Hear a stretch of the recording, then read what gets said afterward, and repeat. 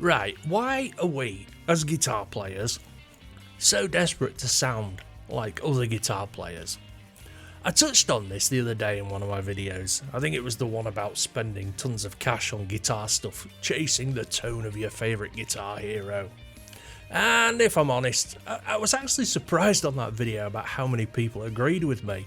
It doesn't happen too often, but it's nice when it does.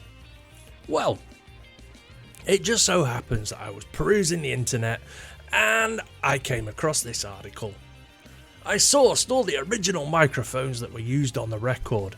This Nirvana tone chaser has spent years learning how to nail Kurt Cobain's guitar sound.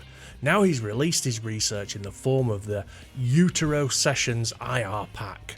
Nirvana tone obsessive Aaron Rash has spent the last few years tumbling down the rabbit hole of Kurt Cobain's feral in utero electric guitar sound. Now he's produced a painstakingly put together pack of impulse responses that lets guitarists harness the iconic in utero tone without touching a single physical amp. I'm sorry, what? Nirvana tone chaser, is that a job description now? And why? I mean, I like a challenge as much as the next guy, but sounding like Kurt Cobain has never been a goal of mine. Look, cards on the table, right? I'm going to hold my hands up. I am not a Nirvana fan. Not even a grunge fan. It's just not my thing. I mean, I get why people like it and stuff, but it's just not for me. And I don't want anyone thinking that I'm singling out Kurt or Nirvana here about because what I'm going to say can apply to any guitar player from any genre. But I've never seen the point of trying to sound exactly like any of my guitar heroes. I just don't get it. I love Steve Vai's tone on his solos, especially the early stuff, Passion and Warfare. I love Billy Gibbons' rhythm tone. I love Scott Ian's chugging. I love Dave Gilmour's tone on Comfortably Numb. I love Richie Blackmore's tone, especially on the early Rainbow stuff. But I don't want to sound like these dudes. I mean, sure, I enjoy playing some of their riffs and licks, and I'm sure I've probably incorporated some of those bits into my own playing. I've learned a ton of solos from songs I like. But I don't see the point in spending so much time and money trying to sound exactly like those dudes. For me, from my point of view, it's like, what's the point? What is the goal? Okay, I've set up my guitars and amplifiers and pedals, and now I sound exactly like Angus Young. Now what? All I can do is play some AC/DC licks. I've got no beef with AC/DC. I like AC/DC a lot, and I like playing some of their songs. They're fun. But now I have the perfect Angus Young tone. What now? Do I go and buy some shorts and a little hat and a school bag?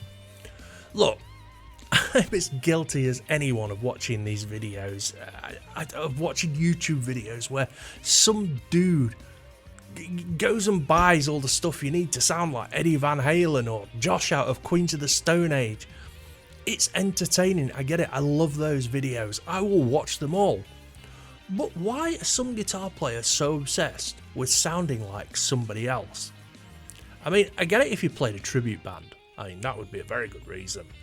I can't think of any more. Seriously, jump in the comments and let me know why people are trying so hard to sound like this guitar player or that guitar player. But I mean, the lengths this dude goes to are rash. Nirvana's Nevermind follow-up, which Steve Albini offered to produce for free as long as they beat him at a game of pool, was released in 1993 to great acclaim. It saw Cobain take his guitar tones in a wiry new direction, a sound Rash has been determined to recreate.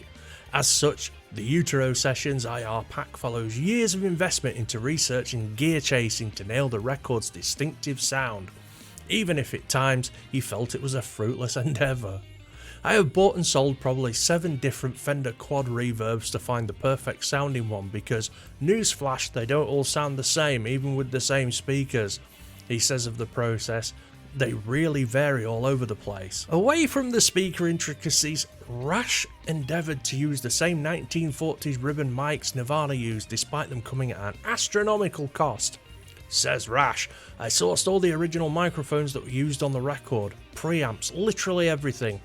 I honestly don't want to know how much I've spent to do this, but it's done and I'm so happy to share it with you guys. Rash also points out that the room in which the IRs were created was crucial, adding that Steve Albini and Cobain's guitar tech Ernie Bailey helped guide him on his mammoth journey. Okay, so look, this dude, Rash, he did all of this for content, and to be able to make the Kurt Cobain uterus guitar tone available to sell to, I don't know, all the other dudes that want to sound exactly like Kurt Cobain and the uterus. I get that. I like money and I like YouTube views too.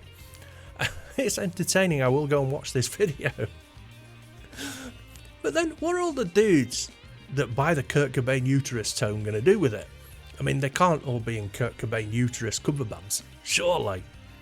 I mean, I've spent so much money on guitars, pedals, processors, amps, everything else over the years, but I've never really been after a specific tone. I mean, not one that springs to mind anyway, not a famous one. There's a sound that I like, and when I play a guitar, it is the sound that I want to hear, and I don't know what to call it. I don't even know if another guitarist has ever had that sound, but it's a sound that I know, and it's what I want to sound like. You know what I mean? I mean, I've got some clean tones that I like using, and I've got some cool modulated stuff that I like using. I love me a phaser, and there's plenty of distorted sounds that I use. And how I play guitar affects what these sounds sound like. And I mentioned this in my last video as well.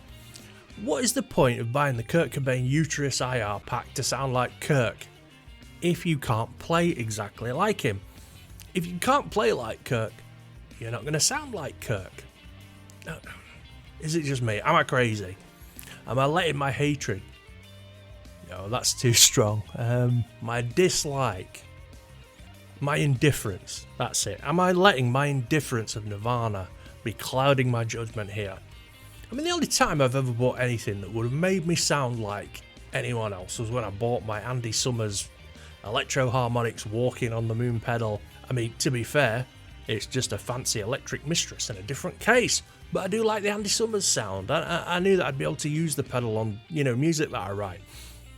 And, if it helps out Andy, then I'm cool with it. I don't know.